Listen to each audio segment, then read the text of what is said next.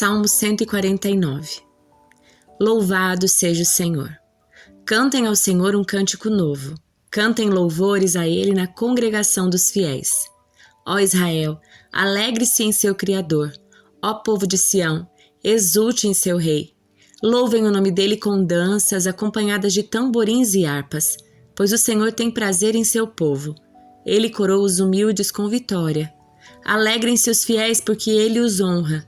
Cantem de alegria em suas camas.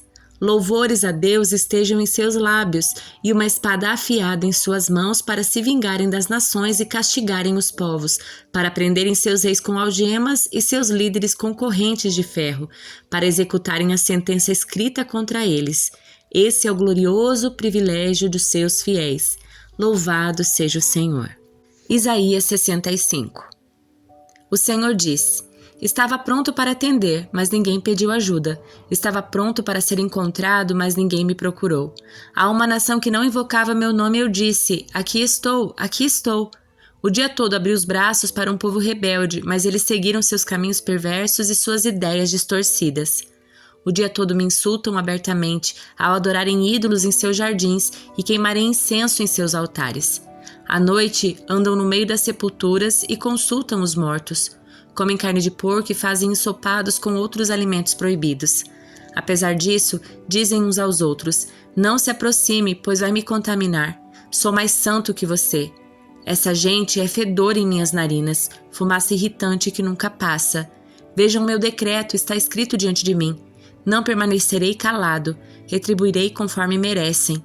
Sim, eu lhes darei o que merecem, tanto por seus pecados como pelos pecados dos seus antepassados, diz o Senhor. Pois eles também queimaram incenso nos montes e me insultaram nas colinas, e eu lhes darei o que merecem.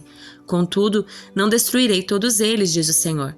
É possível encontrar uvas boas num cacho de uvas podres, pois alguém dirá: não jogue todas fora, algumas ainda estão boas. Assim também não destruirei todo Israel, pois ainda tenho ali servos fiéis. Preservarei um remanescente do povo de Israel e de Judá para possuir minha terra. Aqueles que eu escolhi a herdarão, e meus servos ali habitarão. A planície de Saron voltará a ficar cheia de rebanhos para o meu povo que me buscou, e o vale de Acor servirá de pasto para o gado. Mas porque vocês abandonaram o Senhor e se esqueceram de seu santo monte, e porque prepararam banquetes para honrar a Deus a sorte e oferecer vinho misturado ao Deus destino, hoje eu os destinarei à espada. Todos vocês se curvarão diante do carrasco. Pois, quando chamei, não responderam. Quando falei, não ouviram. Praticaram o mal bem diante dos meus olhos e escolheram fazer o que desprezo. Portanto, assim diz o Senhor soberano: meus servos comerão, mas vocês passarão fome. Meus servos beberão, mas vocês terão sede. Meus servos se alegrarão, mas vocês serão humilhados. Meus servos cantarão de alegria, mas vocês gritarão de tristeza e desespero. Seu nome será maldição entre o povo escolhido, pois o Senhor soberano os destruirá e chamará seus servos por outro nome. Todos que pedem uma bênção ou fazem um juramento o farão pelo Deus da verdade, pois deixarei de lado minha ira e me esquecerei das maldades cometidas no passado. Vejam, crio novos céus e nova terra, e ninguém mais pensará nas coisas passadas. Alegrem-se e exultem para sempre em minha criação. Vejam, criarei Jerusalém para ser um lugar de celebração. Seu povo será fonte de alegria. Eu me alegrarei por Jerusalém e terei prazer em meu povo. Nela não se ouvirá mais o som de pranto e clamor. Nunca mais morrerão bebês de poucos dias. Nunca mais morrerão adultos antes de terem uma vida plena. Ninguém mais será considerado velho aos 100 anos. Somente os amaldiçoados morrerão jovens. Naqueles dias, habitarão nas casas que construíram e comerão dos frutos das suas próprias videiras. Invasores não habitarão em suas casas, nem lhes tomarão suas videiras, pois meu povo terá vida longa como as árvores. Meus escolhidos terão tempo para desfrutar tudo o que conseguiram com grande esforço. Não trabalharão inutilmente, e seus filhos não serão condenados à desgraça, pois são um povo abençoado pelo Senhor, e seus filhos também serão abençoados. Eu os atenderei antes mesmo de clamarem a mim. Enquanto ainda estiverem falando de suas necessidades, responderei às suas orações. O lobo e o cordeiro comerão juntos. O leão se alimentará de palha com o boi, mas as serpentes comerão pó. Em meu santo monte ninguém será ferido nem destruído. Eu, o Senhor, falei. Daniel, capítulos 1 e 2. No terceiro ano do reinado de Jeoaquim em Judá, Nabucodonosor, rei da Babilônia, veio a Jerusalém e cercou a cidade. O Senhor lhe deu vitória sobre Jeoaquim, rei de Judá, e permitiu que levasse para a terra da Babilônia alguns dos utensílios sagrados do templo de Deus. Nabucodonosor os colocou na casa do tesouro do seu Deus. O rei ordenou que Aspenaz, o chefe dos seus oficiais, trouxesse ao palácio alguns dos jovens israelitas da família real e de outras famílias da nobreza. Disse o rei: escolha somente rapazes saudáveis e de boa aparência que sejam instruídos em diversas áreas do conhecimento, que tenham entendimento e bom senso e sejam capacitados para servir no palácio real. Ensine a esses jovens a língua e a literatura da Babilônia. O rei determinou que recebessem de suas próprias cozinhas uma porção diária de alimento e vinho. Os rapazes seriam treinados durante 3 anos e depois passariam a servir o rei.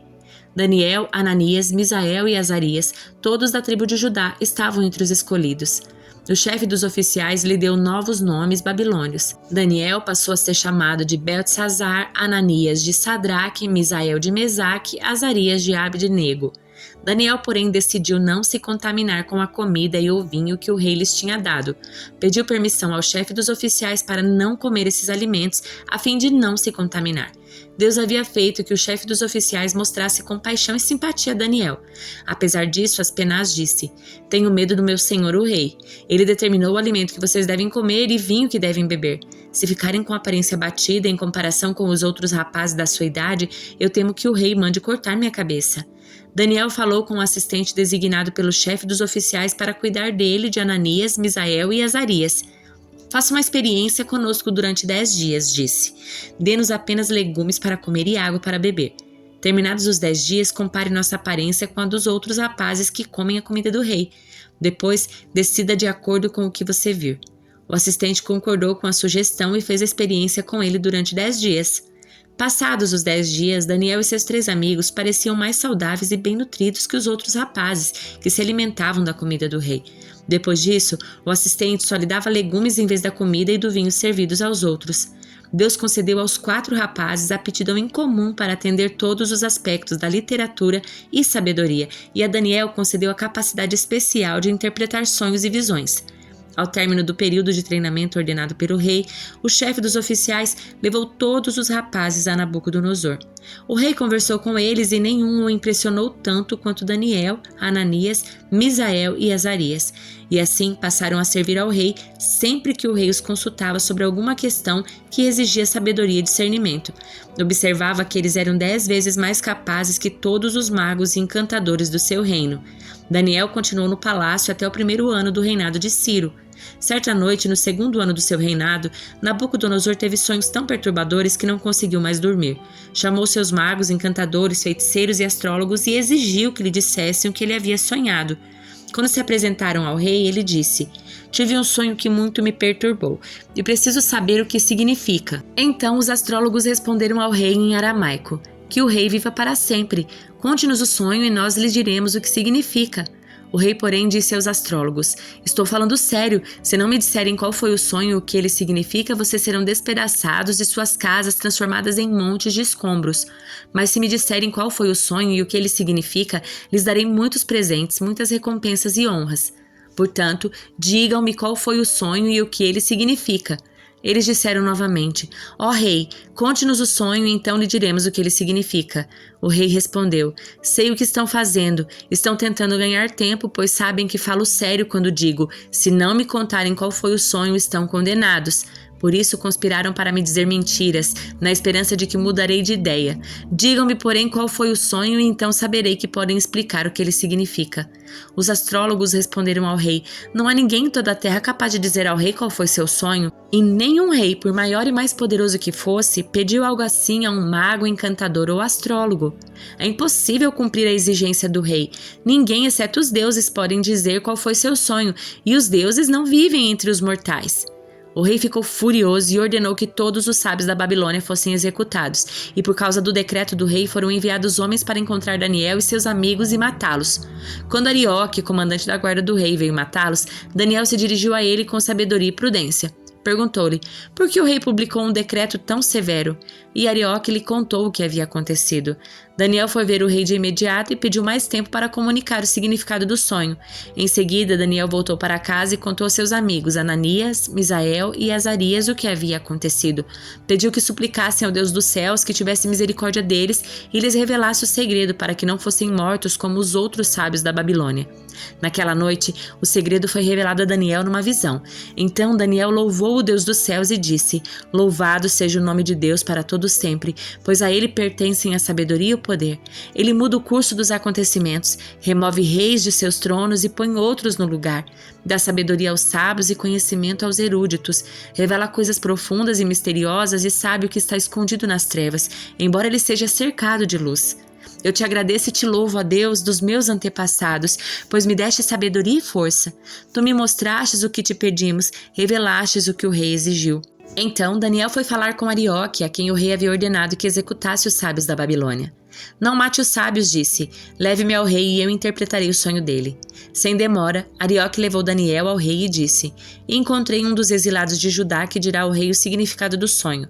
O rei disse a Daniel, também chamado Beltesazar: Você pode mesmo me dizer qual foi meu sonho e o que ele significa? Daniel respondeu: Não existem sábios, encantadores, magos nem adivinhos capazes de revelar o segredo do rei, mas há um Deus nos céus que revela segredos, e ele mostrou ao rei Nabucodonosor o que acontecerá no futuro.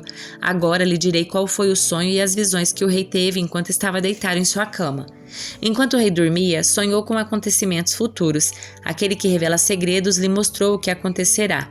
E eu sei o segredo do seu sonho, não porque sou mais sábio que os outros, mas porque Deus deseja que o rei entenda o que se passava em seu coração.